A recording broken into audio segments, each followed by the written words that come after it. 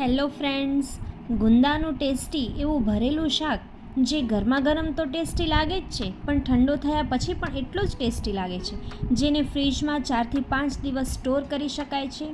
એવું ગુંદાનું ચટાકેદાર ભરેલું શાક જે પહેલીવાર ટેસ્ટ કરશે તેને પણ ચોક્કસ ભાવશે. ગુંદા સ્વાસ્થ્ય માટે ખૂબ જ ગુણકારી છે અને જ્યારે એમાં ચણાના લોટનો ચટાકેદાર મસાલો ભરી અને તૈયાર કરવામાં આવે ત્યારે તેનો સ્વાદ બમણો થઈ જાય છે. ગુંદાની ચીકાશ દૂર કરી તેને એકદમ પરફેક્ટ કઈ રીતે બનાવવા, ખાવામાં બિલકુલ પણ ચીકણા ન લાગે તેવા તેની ખાસ ટિપ્સ સાથે હું શેર કરીશ આ રેસીપી, તો સ્ટેપ બાય સ્ટેપ જરૂરથી જોજો. ચાલો બનાવીએ. રેસીપી ગમે તો સબસ્ક્રાઈબ કરવાનું ભૂલતા નહીં. અહીં 14 થી 15 નંગ જેટલા ગુંદા લીધા છે. તેની ઉપરની કેપ આ રીતે કાઢી લઈએ અને પાણીમાં થોડું મીઠું નાખી ગુંદાને આપણે સારી રીતે ધોઈ લઈએ. મીઠાના પાણીથી ધોવાથી ઉપરની જે ખરાબી છે એ નીકળી જશે અને સારી રીતે ધોઈ લઈએ અને કપડાથી એકદમ જ કોરા કરી લેવાના છે. હવે ગુંદાની ચીકાશ એ રીતે દૂર કરીએ કે જેથી જરાય હાથ પણ ના બગડે. એક ડીશ લઈ એના પર આ રીતે કાણાવાળી ડીશ મૂકી સાથે 1 ચમચી જેટલું મીઠું લઈએ. ગુંદાને દસ્તાથી આ રીતે ફોડી લઈએ. ખૂબ જ સોફ્ટ હોય છે એટલે તરત જ ફૂટી જશે અને ચપ્પુમાં થોડું મીઠું લગાવી અને આ રીતે આપણે ઠળિયાને કાઢી લઈએ. ગુંદા એ મોટાભાગે અથાણા બનાવવા માટે જાણીતા છે, પણ આ ફળ વિટામિન, ખનિજ તત્વો અને એન્ટીઓક્સિડન્ટથી ભરપૂર છે જે લીવરને મજબૂત કરી અને પાચન તંત્રને સુધારે છે. તેની ઠંડી પ્રકૃતિ ઉનાળાની ગરમીમાં શરીરને રાહત આપે છે, તેથી સ્વાસ્થ્ય માટે સિઝનમાં ગુંદાનો આહારમાં ચોક્કસથી સમાવેશ કરવો જોઈએ. ચપ્પુમાં થોડું મીઠું લઈ આ રીતે અંદર ભભરાવી દઈએ. હાથથી પણ લગાવી શકાય. મીઠું લગાવ્યા પછી કાણાવાળી ડીશમાં આ રીતે ગુંદાને આપણે ઊંધા મૂકી દઈશું, એટલે મીઠું છે એ ગુંદામાં અંદરની બધી જ ચીકાશ છે એ ખેંચી લેશે અને વધારાનું પાણી બનશે એ નીચેની ટ્રેમાં આવી જશે. બધા જ ગુંદાને આ રીતે 10 થી 15 મિનિટ રહેવા દઈશું અને 10 થી 15 મિનિટ પછી જોશું તો બધું જ પાણી નીચેની ડીશમાં આવી ગયું છે. હવે ગુંદામાં જો અંદર ચીકાશ જામી ગઈ હોય તો આપણે એને આ રીતે હાથથી કાઢી લેશું, એટલે ગુંદા છે એ શાક બનાવતી વખતે અને શાક બનાવ્યા પછી પણ ખાવામાં બિલકુલ પણ ચીકણા નહીં લાગે.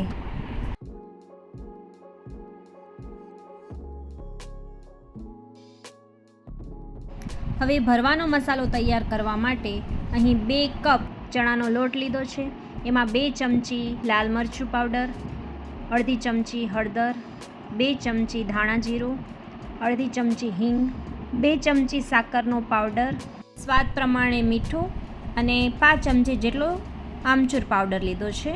અહીં ખટાશ અને મીઠાશ આપણા સ્વાદ પ્રમાણે વધારે ઓછી કરી શકાય. અને 2 મોટી ચમચી જેટલું તેલ લઈ અને સારી રીતે મિક્સ કરી લઈએ અને હાથ વડે સારી રીતે મસળી લઈએ. મસળ્યા પછી જો મસાલો કોરો લાગતો હોય 1-1.5 ચમચી જેટલું તેલ વધારે એડ કરી શકાય. અહીં મસાલો થોડો કોરો લાગે છે એટલે મેં વધારે તેલ એડ કર્યું છે અને આ રીતે મુઠ્ઠી વડે એ રીતનો મસાલો તૈયાર કરશું.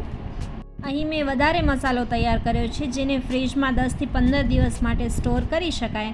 હવે એમાંથી થોડો મસાલો અલગ લઈ અને આપણે ગુંદામાં ભરવાના છે અને ગુંદાને પૂરેપૂરા મસાલાથી ભરી લેવાના છે. એ રીતે આપણે બધા જ ગુંદાને સારી રીતે ભરી લઈએ, જેથી ખાવામાં અંદરથી પણ મસાલાનો ટેસ્ટ અને ગુંદા જ્યારે મિક્સ થશે ત્યારે ખૂબ જ ટેસ્ટી લાગશે.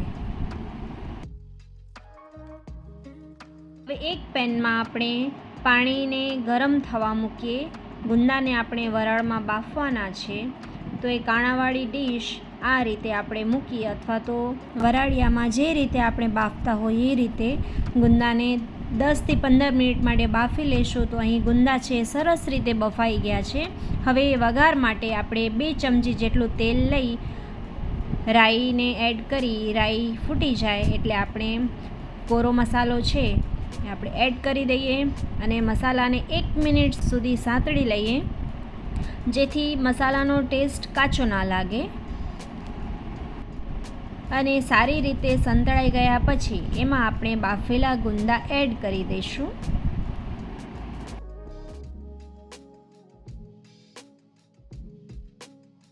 બધો મસાલો ગુંદા ઉપર સારી રીતે ચડી જાય અને લોટ થોડો કોરો થવા લાગે એટલે આપણે તરત જ ગેસની ફ્લેમને ઓફ કરી દઈશું અને આપણા ભરેલા ગુંદા છે એ તૈયાર છે. ઉપરથી કોથમીર વડે આપણે ગાર્નિશ કરી લઈએ અને સારી રીતે મિક્સ કરી લઈએ. આ શાક 4થી 5 દિવસ ફ્રીજમાં સ્ટોર કરી શકાય છે અને ગરમા ગરમ તો ટેસ્ટી લાગે જ છે, પણ ઠંડુ શાક પણ રોટલી સાથે ખૂબ જ ટેસ્ટી લાગે છે. તો જરૂરથી ટ્રાય કરજો.